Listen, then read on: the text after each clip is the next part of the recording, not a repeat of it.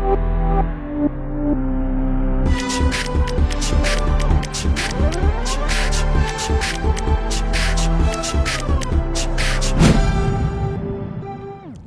বন্ধুরা, তোমরা সবাই কেমন আছো?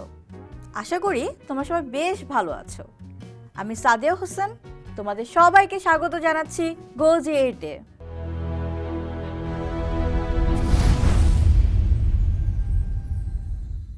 বন্ধুরা, আজকে আমরা সপ্তম শ্রেণীর বাংলা দ্বিতীয় পত্রের শব্দার্থ নিয়ে আলোচনা করব। তাহলে চলো শুরু করি আজকের এপিসোডটি। বন্ধুরা, শব্দার্থ কি তা যাওয়ার আগে চলো আমরা জেনে নিই আমরা কেন শব্দার্থ নিয়ে আলোচনা করছি। এই যেমন ধরো সূর্যকে আমরা কি বলতে পারি? রবি। তারপরে আর কি বলতে পারি বলো তো? সূর্যকে কিন্তু আমরা সূর্যি মামাও বলি। এই যে সূর্যি মামা, সূর্য, রবি এসবও কিন্তু সূর্যের শব্দার্থ বা প্রতিশব্দ। এই যে আমরা প্রতিশব্দগুলো বলছি, এগুলো হচ্ছে এক একটি শব্দের এক এক রকমের উচ্চারণ হচ্ছে, এক এক রকমের অর্থ বহন করছে। কিন্তু ধরো একই বাক্যে আমরা যদি এভাবে করে বলি যে বাক্যে ভিন্ন ভিন্ন অর্থ প্রকাশ করছে কিছু কিছু শব্দ, সেগুলো কীভাবে হবে বা সেগুলোকে আমরা কি বলবো? সেগুলোকে আমরা বলবো ভিন্নার্থক শব্দ। আচ্ছা, আমি তোমাদেরকে একটু বাক্যের মাধ্যমে বলি। এই যেমন ধরো, কাপড়টির রং কাঁচা বা কাঁচা আম খেতে টক। কাপড়টির রং কাঁচা, এই কাঁচা আর কাঁচা আম খেতে টক, এই কাঁচা দুটার কাঁচারই কিন্তু বানান একই। কাঁচা চন্দ্রবিন্দু আছে। কিন্তু আমি যখন বলছি কাপড়টির রং কাঁচা, এটার অর্থ আর কাঁচা আম খেতে টক দুটোর অর্থ কিন্তু ভিন্ন। কেমন? যেমন ধরো, কাপড়টির রং কাঁচা, এটার মানে হচ্ছে কাপড়টির রং অস্থায়ী। মানে তুমি যদি কাপড়টি অনেক দিন ব্যবহার করো বা একটু ধুয়ে ফেলো, তাহলে কিন্তু কাপড়টির রং উঠে যাচ্ছে। আর কাঁচা আম খেতে টক, এটা আমরা কি করব? এটা মানে হচ্ছে আমটি অপক্ব বা আমটি এখনো পেকে যায়নি। এখন আমি যদি এই কাঁচা আম খেতে টক এটা ব্যবহার করি আর কাপড়টির রং কাঁচা, এই দুটোকে যদি বলি অস্থায়ী শব্দ বা দুটি অস্থায়ীভাবে আমাদেরকে বোঝাচ্ছে এই শব্দটি, তাহলে কিন্তু আমাদের একসাথে একই অর্থ বহন করছে না। কিন্তু দেখো, অদ্ভুত ব্যাপার হচ্ছে দুটি বানানই কিন্তু একই। এরকম আরও অনেক বানান একই, কিন্তু আমরা বাক্যে যখন ব্যবহার করব তার শব্দগুলো ভিন্ন ভিন্ন রূপ ধারণ করবে। যেমন ধরো অঙ্ক, আমরা অঙ্ক বলতে কি বুঝি? গণিত বা কোনো সংখ্যা। আমরা কি এটা জানি যে অঙ্ক বলতে নাটকের অংশবিশেষও বোঝা যায়? আচ্ছা, আমি তোমাদেরকে একটু উদাহরণ দিয়ে বলি। যেমন ধরো, অঙ্ক অর্থ গণিত, এটা কিভাবে হবে? রেখা অঙ্কে কাঁচা, রেখা অঙ্কে কাঁচা, এর মানে কি? রেখা গণিতে কাঁচা। বুঝে গেলাম। এখন যদি আমি বলি অঙ্ক, এই অঙ্কটা আমাকে টাকার অঙ্ক বা টাকার অঙ্ক কত হবে এটা বোঝাচ্ছে। মানে টাকার অঙ্কটা, এই অঙ্কটা সংখ্যায় বোঝাচ্ছে। মানে ধরো তোমার কাছে কত টাকা আছে,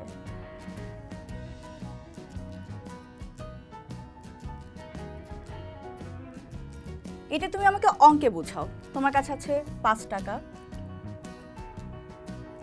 এই যে আমাকে বুঝালে, এটাই কিন্তু এই অঙ্কের সংখ্যাটা বুঝালো।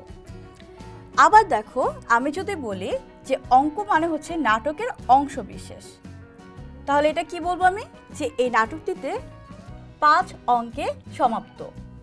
মানে এই নাটকটির অংশটাই হচ্ছে 5 অঙ্কে, 5টি ধাপ আছে। এরপরে দেখো অর্থ, আমরা অর্থ বলতে কি বুঝি? টাকা করি।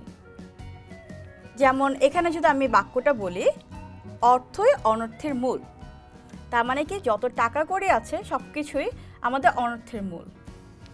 মানে এই টাকার পিছনে সবাই দৌড়াচ্ছে, এই টাকার পিছনে কিন্তু সব ধরনের অপকর্ম কিন্তু হচ্ছে। তো এই অর্থটা না থাকলে আমাদের সমাজে এত দুর্নীতি, এত কিছু হতো না। আবার অর্থ মানে হচ্ছে উদ্দেশ্য। এখন যদি আমি তোমাদেরকে বলি যে আমার কাছে তোমরা কেন এসেছো বা কোন উদ্দেশ্যে এসেছো, এটা যদি আমি অর্থতে বলি, তাহলে আমি কি বলবো? আমার এখানে আসার অর্থ কি? এই অর্থটা তাহলে কি দাঁড়াবে? টাকা করি না, এই অর্থটা দাঁড়াবে যে আমার কাছে কোন উদ্দেশ্যে তোমরা এসেছো। এরপরে দেখো আছে কি অর্থ মানে হচ্ছে উপার্জনের সহায়ক। মানে তুমি কিসের মাধ্যমে উপার্জন করছো বা কোনটির মাধ্যমে তুমি উপার্জন করছো। আমাদের বাংলাদেশ কিসের মাধ্যমে উপার্জন করে? পাট। পাটকে আমরা সোনালী আঁশ বলি। এই যে এই পাটের মাধ্যমে আমরা কিন্তু অনেক অর্থ পেয়ে থাকি, তাই এই পাটকে আমরা কি বলি? অর্থকারী ফসল। তার মানে কি দাঁড়াচ্ছে? যে পাট আমাদের উপার্জনে সহায়ক করছে। এটা তো গেল আমাদের অর্থ নিয়ে। এখন আরেকটা মজার ব্যাপার দেখি, কান। আমি যখন বলছি কান, সাথে সাথে কিন্তু চলে আসছে আমাদের কানের কথা। এখন দেখো, আমি যখন বলছি যে মানুষের দুটি কান আছে, তোমরা সবাই বুঝছো আমি কি বলতে যাচ্ছি। কান হচ্ছে অঙ্গবিশেষ। এরপরে দেখো, আমি যদি বলি লোকটি কান কাটা স্বভাবের, তার মানে কি বলছি? যে লোকটির দুটি কান আছে, ওই কানটি কেটে গিয়েছে? না, এর মানে আমি বুঝাচ্ছি লোকটি নির্লজ্জ। মানে কান কাটা মানে হচ্ছে নির্লজ্জ। তার মানে কি? এখানে কিন্তু আমি তার স্বভাবটাকে বোঝাচ্ছি। এরপরে দেখো কান পাতা। কান পাতা মানে কি বুঝাচ্ছি আমি? কান পাতা মানে বুঝাচ্ছি আড়ি দেওয়া। মানে কেউ কথা বলছে, ওখানে কেউ কান পেতে রয়েছে, এটাকে বুঝাচ্ছি। কিন্তু কারো কথায় কিন্তু কান পাতা একদমই ঠিক না। এরপরে দেখো, আমি যদি এখানে আসি মন। এই মনটাকে তোমরা কি বলো? মন মানে হচ্ছে হৃদয়, বা আমরা বলেছি আমার পড়ায় মন নেই। এই যে আমি বলছি আমার পড়ায় মন নেই, মানে আমার পড়ায় মনোযোগ নেই। বা আমি তোমাকে মন থেকে ভালোবাসি, এটা মানে কি? আমি তোমার হৃদয় থেকে ভালোবাসি, ভিতর থেকে ভালোবাসছি। এখন আমি এই মনটাকে কতভাবে প্রকাশ করছি। মনকে আমি মনোযোগও বলছি, আবার মন বসছে না আমার, তার মানে কি? আমার ভালো লাগছে না। আবার আমার কোনো কিছু মন বসেছে, মানে আমার কোনো কিছু তো ভালো লেগেছে। এরপর আমরাও কিন্তু বলি যে আমি আমার দেশকে মনে প্রাণে ভালোবাসি, বা আমাদের দেশকে আমাদের মনে প্রাণে ভালোবাসা উচিত। ওটা কি? আমরা কি অর্থে ব্যবহার করছি? ঐকান্তিকভাবে, মানে একদম নিজের মতো করে আমরা কাউকে ভালোবাসছি। এই যে আমি এতগুলো শব্দ ব্যবহার করলাম, মন, কান, অর্থ, অঙ্ক, সবগুলোর কিন্তু বানান একই রকম। কিন্তু আমি যখন বাক্যে ব্যবহার করছি তখন তা ভিন্ন ভিন্ন রূপে ধারণ করছে বা আমাদের কাছে প্রকাশ করছে। এই যে এই ভিন্নতাকে আমরা কি বলি? ভিন্নার্থক শব্দ।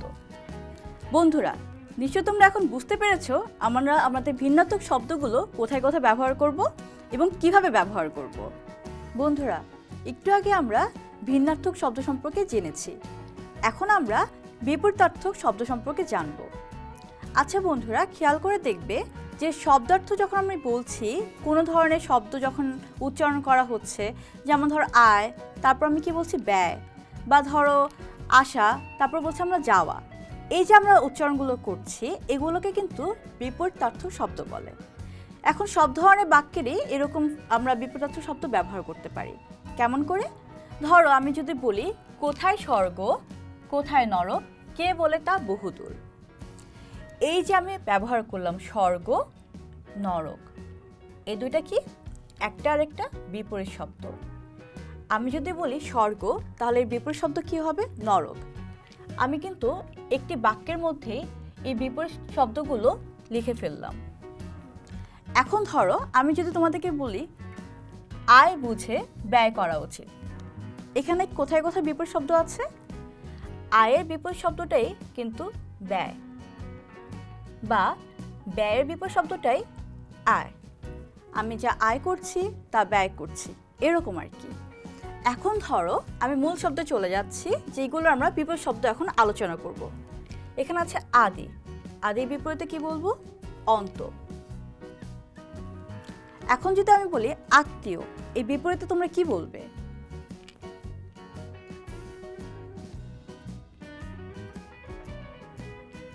অনাত্মীয়। বা আমি যদি লিখি অনাত্মীয়, এর বিপরীতে কি হবে? আত্মীয়। এখানে আছে আপন। আপনের বিপরীতে কি হতে পারে? তুমি আমার অনেক আপন, তাহলে এর বিপরীতে আমি কি বলবো? পর। তুমি আমার পর। এখন ধরো আছে তিক্ত। তিক্তর বিপরীতে কি হবে? এর বিপরীতে হবে মধুর। ঠিক তেমনি আমি যদি বলি আকাশ, এর বিপরীতে কি হবে? পাতাল।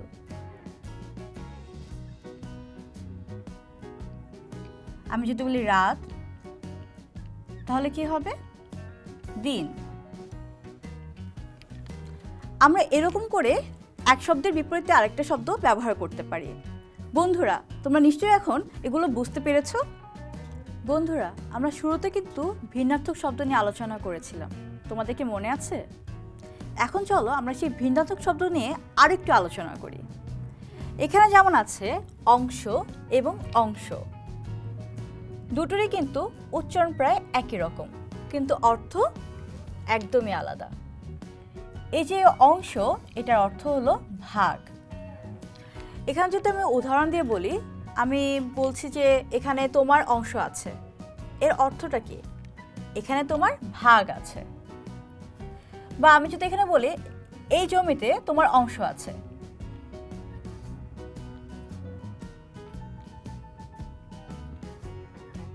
তাহলে কি হবে? যে এই জমিতে তোমার ভাগ আছে, তাই না? এখন ধরো আরেকটি অংশ, এই অংশ মানে কি? কাঁধ। এখন আমি যদি বাক্যে বোঝাই তোমাদেরকে যে অংশে বোঝা নিয়ে লোকটি হাঁটে যাচ্ছে, মানে হলো লোকটি তার কাঁধে বোঝা নিয়ে হাঁটে যাচ্ছে। দুটো শব্দ ভিন্ন রূপ এখানে আমরা দেখতে পাচ্ছি। এরপরে চলো চলে যাচ্ছি অবিরামে। সাধারণত অবিরাম মানে আমরা বুঝি যে বৃষ্টি অবিরাম ঝরছে, এরকমই কিন্তু আমরা বারবারই বলে থাকি। এই অবিরাম অর্থ হলো অনবরত, মানে বৃষ্টিটা পড়েই যাচ্ছে পড়েই যাচ্ছে। এখন যদি আমি বলি বর্ষার অবিরাম দৃশ্য মন ভরে যায়, অভিরাম।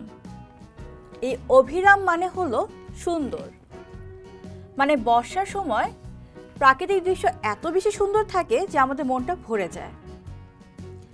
এই গেল আমার অবিরাম ও অভিরাম। এরপরে আছে কপাল, তারপরে কপল। দুটো কিছুটা মিল আছে। এখন কপাল মানে হলো আমরা সাধারণত ভাগ্যকে বোঝাই, আবার ভাগ্য অর্থ কিন্তু ললাটও হয়। এখানে আছে কপালের লিখন যায় না খণ্ডন, মানে তুমি তোমার ভাগ্যের লেখা কখনো খণ্ডন করতে পারবে না, তোমার ভাগ্যে যা লেখা আছে তাই হবে। এই বাক্য দিয়ে এটাই বোঝানো হচ্ছে। এখন নিচেরটাতে আছে কপল। কপল মানে কি? গাল। এখানে যদি আমি বলি কপল ভিজে গেল নয়নে জলে, এটা মানে কি আমার ললাট ভিজে গেল বা ভাগ্য ভিজে গেল নয়নে জলে? একদমই না। এই কপল মানে হলো গাল, মানে আমার চোখের পানিতে আমার গালটা ভিজে গেছে। এটা তোমরা সবসময় জানো যে গা আর গা এই দুটোরই একই রকম অর্থ শোনালো শব্দটা ভিন্ন। আমি যদি বলি ওই যে আমার গা, এখানে চন্দ্রবিন্দু আছে, তার মানে কি? আমার গ্রাম, ওখানে আমার গ্রাম। আর আমি যদি এটা বলি মেয়েটির গায়ে লাল জামা, তাহলে কি? এই গা অর্থ শরীর, মেয়েটি লাল জামা পরেছে, আমি এই অর্থ বুঝাচ্ছি। এটা তো গেল আমার ভিন্নার্থক শব্দ। এখন যদি আমি আসি আরেকটি বাক্যে, যে বাক্যটা অনেক বড় কিন্তু আমি বাক্যটাকে সুন্দর করে ছোট করে বসাচ্ছি বা বানাচ্ছি, তাহলে সেটা কি হবে? এক কথায় প্রকাশ। এই এক কথায় প্রকাশটা আমাদের বাক্যটাকে অনেক বেশি সুন্দর করে তোলে। আমরা জানি যে আমাদের বাক্য ভাষার বৃহত্তম একক,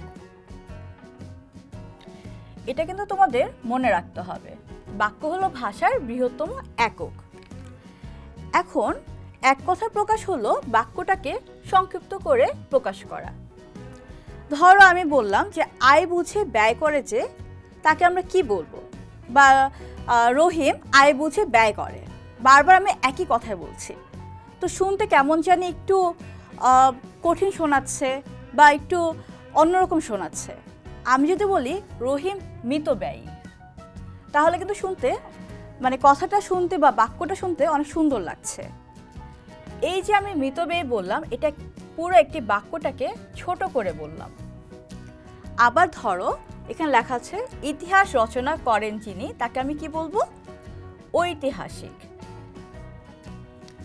অনেক বড় বাক্যকে আমি কত ছোট করে প্রকাশ করছি। আমাদেরকে অনেক সময় অনেকে উপকার করে, অনেকে অপকার করে। আমরা যদি কাউকে উপকার করি তখন আমরা কি করব? তার প্রতি কৃতজ্ঞ থাকব। এই যে আমি তার প্রতি কৃতজ্ঞ থাকছি, এটা হলো আমি তার উপকারটাকে স্বীকার করছি। আর যদি কেউ অকৃতজ্ঞ হয়, তার মানে কি? সে উপকারীর উপকারটাকে স্বীকার করছে না। এই যে আমি এতগুলো বড় বড় বাক্যটাকে সংক্ষিপ্ত প্রকাশ করছি, এরই নামই হলো এক কথায় প্রকাশ। বন্ধুরা, তোমরা নিশ্চয়ই এই কথাগুলো বুঝতে পারছো। বন্ধুরা, একটু আগে আমরা এক কথায় প্রকাশ নিয়ে আলোচনা করলাম। এখন সবচেয়ে মজার ব্যাপার নিয়ে আলোচনা করব, সেটি হলো বাগধারা। বাগধারাকে কেন মজার ব্যাপার বললাম, সেটি হলো বাগধারাকে আমরা আমাদের কথা বলার বিশেষ ঢং হিসেবে বিবেচনা করে থাকি। এই বাগধারাটা বিশ্বের সব দেশে রয়েছে। আচ্ছা, আমি আবার একটু বলি, বাগধারা শব্দের অর্থ হলো কথা বলার বিশেষ ঢং বা রীতি। এখন আমি তোমাদেরকে একটু বুঝিয়ে বলি। এই ধরো আমি এখানে লিখেছি অক্কা পাওয়া। কিছু কি বোঝা যাচ্ছে অক্কা পাওয়া মানে কি? একটু শোনা শোনা লাগছে বা কোথাও শুনেছি এরকম মনে হচ্ছে। আমি যদি বলি গণপিটুনিতে লোকটি অক্কা পেয়েছে, এটা মানেও কি কিছু বোঝা যাচ্ছে? আরেকটু সহজ করে বলি, অক্কা পাওয়া মানে হচ্ছে মরে যাওয়া। তাহলে কি দাঁড়ালো? গণপিটুনিতে লোকটি অক্কা পেয়েছে মানে লোকটি মারা গিয়েছে। এই যে আমরা এভাবে করে অক্কা পাওয়া, আষাঢ়ে গল্প, কই মাছে প্রাণ, হজ বড়লো, এগুলো যে বলে থাকি, এগুলো কিন্তু আমাদের একটি কথা বলার বিশেষ ঢং বা রীতি। এখন দেখো আষাঢ়ের গল্প। আষাঢ়ের গল্প আমরা কখন ব্যবহার করি? ধরো কেউ আমাদের কাছে অনেক ধরনের গল্প বলছে, যেগুলো গল্প কোনো ভিত্তিই নেই। সেই সব গল্পকে আমরা আজগুবি গল্প বলি। যেমন ধরো আমাকে আমার কোনো বন্ধু এসে বলল যে সে এক সময় রাজা ছিল। এটা আসলে একটি আষাঢ়ের গল্প। তাহলে তখন আমি কি বলবো? তোমার সব আষাঢ়ের গল্প রাখো, আমার এগুলো জানা হয়ে গেছে। এই যে আমি বললাম আষাঢ়ের গল্প, এটাও মানে হচ্ছে আজগুবি গল্প, যা কখনোই হয়নি। আরেকটি আছে কই মাছের প্রাণ। তোমরা বোধহয় জানো যে কই মাছের প্রাণ অনেক শক্ত। এই যে কই মাছের প্রাণ, আমি ধরো কথায় কথায় তোমাদেরকে বললাম যে চোরটার কই মাছের প্রাণ, এত মার খেলেও কিছু হয়নি। এর মানে কি জানো? যে লোকটার বা চোরটার, এই চোরটার হলো যে এত শক্ত প্রাণ, এত মার খেলো কিন্তু সে মরে যায়নি, যা সহজে মরে না। কই মাছের প্রাণ মানে হলো যা সহজে মরে না। এরপরে ধরো আমরা অনেক সময় ব্যবহার করি হজ বড়লো। এই কথাটি কেন ব্যবহার করি বলছি। যেমন ধরো একটি বাক্য বললাম যে ঘরটাকে হজ বড়লো করে রেখেছো কেন? কিছু কি বোঝা যাচ্ছে? এই হজ বড়লো তখনই বোঝা যাবে যখন আমি এর অর্থ জানবো। এর অর্থ হচ্ছে বিশৃঙ্খলা। মানে আমার ঘরটা কেউ বিশৃঙ্খলভাবে ছড়িয়ে ছিটিয়ে রেখেছে, তার জন্যই আমি বলছি ঘরটিকে কেন হজবরল করে রেখেছো। এই যে বাগধারা নানানভাবে আমরা ব্যবহার করি, নানানভাবে নানান কথায়। বন্ধুরা, এই ছিল আমাদের আজকের এপিসোড। তাহলে বন্ধুরা, পরবর্তী এপিসোডে আবার দেখা হবে নতুন কোনো অধ্যায় নিয়ে। সেই পর্যন্ত তোমরা সবাই অনেক ভালো থেকো, সুস্থ থেকো এবং অবশ্যই গো জিএটের সাথেই থেকো।